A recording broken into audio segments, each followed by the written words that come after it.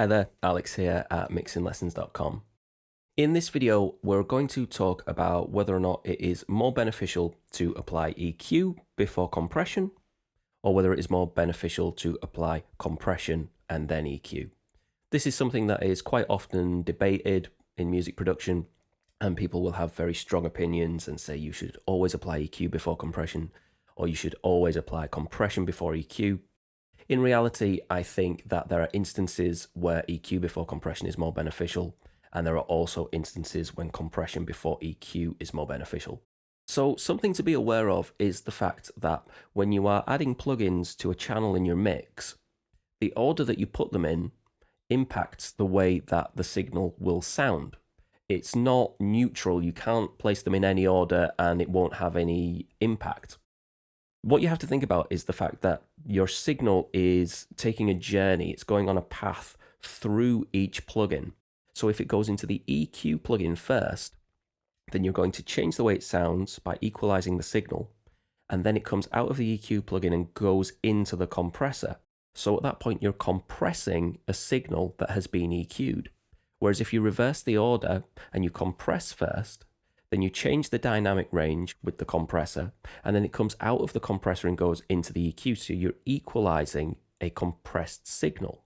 So the sound is going to change depending on what order you put the plugins in. And so something that I like to think about when I'm deciding whether or not EQ or compression should come first is what effect the frequency response of the signal is going to have on the way that the compressor behaves. For example, something to be aware of with compression is that a compressor will be more responsive to low-end sound than it will be to mid or high-end sound. Let's assume that your mix has a drum kit and a bass guitar and some electric and acoustic guitars and a piano. With that piano, what's going on in the low end is going to be triggering more compression than the mid and the high. And so the compressor would probably work more optimally if you were to reduce some of that low end going into the compressor. And it would stand to reason that with a track like that, you would probably be EQing some of that low end out when it comes to making these instruments fit together in the mix anyway. So in that instance, you're probably going to want to do EQ before compression. Now, staying with this example of how compressors respond to low end, let's say, for example, you are working on the kick drum track. Well, in that instance, there's a chance that you're probably going to be boosting some of the low end.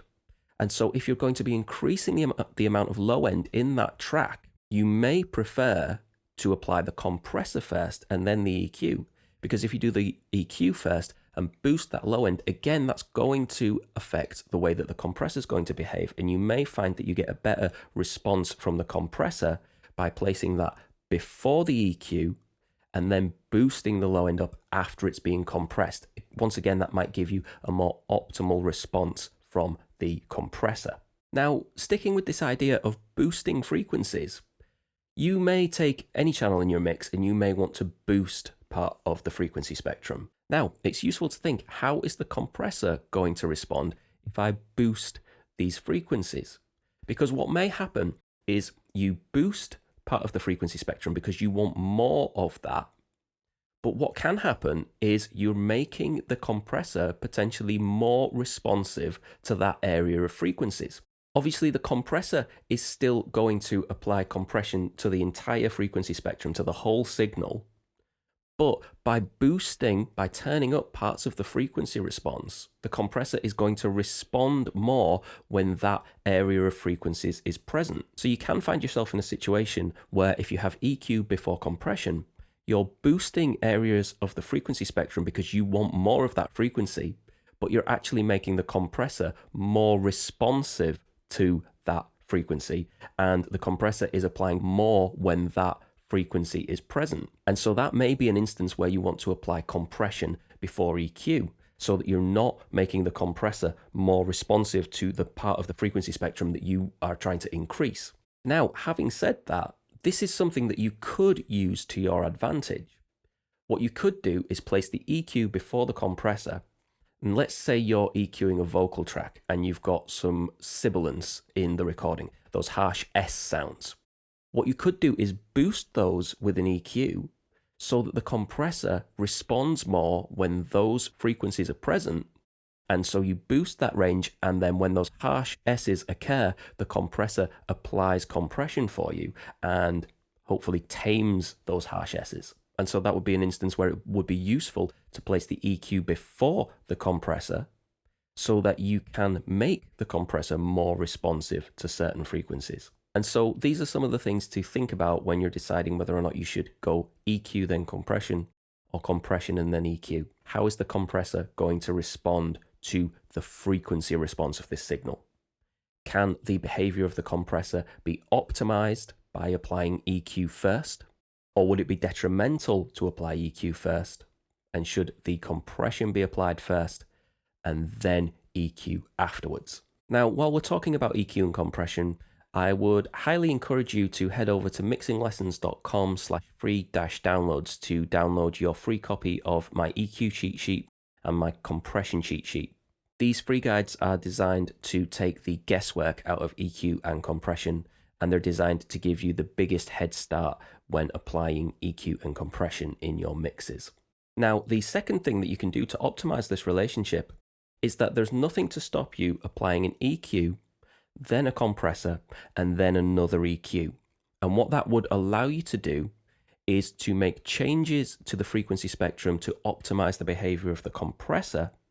And then once the signal leaves the compressor, it can go into another EQ where you can then tune the track into the mix. So you can make tonal changes with that EQ that are happening after compression. So you're no longer having to consider how are these EQ changes going to affect the behavior of the compressor. Now, the third thing that you can do is with a lot of compressors, you can do what we would refer to as EQing the compressor's sidechain. Now, what that means is that if you picture the signal going into a compressor, imagine that it splits off and makes a copy of that signal, and the compressor listens to that copy to decide when it should apply compression. That's what we call the sidechain, and a lot of compressors will allow us to EQ that sidechain. So what we can often do is take away some of the low end from the sidechain. So the version of the signal that the compressor is hearing and it's using to determine when it's going to apply compression can no longer hear that low end. We can still hear that low end in our mix because it's not EQing the version of the signal that we can hear. It's only EQing the version of the signal that the compressor can hear and that the compressor is responding to. So often we can EQ the compressor's sidechain to make it less responsive to certain parts of the frequency spectrum. And actually with some plugins, we could also make it more responsive to certain parts of the frequency spectrum. So this can be a really useful way of controlling how the compressor responds. Now, I'll leave a link on screen to a video which will walk you through how to EQ your compressor's sidechain if you think that that's going to be something that will be beneficial to you in your mixes and you want to see how to do that. So I would encourage you to check that video out. Don't forget to head over to mixinglessons.com/free-downloads to get that free EQ cheat sheet and that free compression cheat sheet. I hope you found this interesting. Thank you very much for watching, and I'll see you again next time.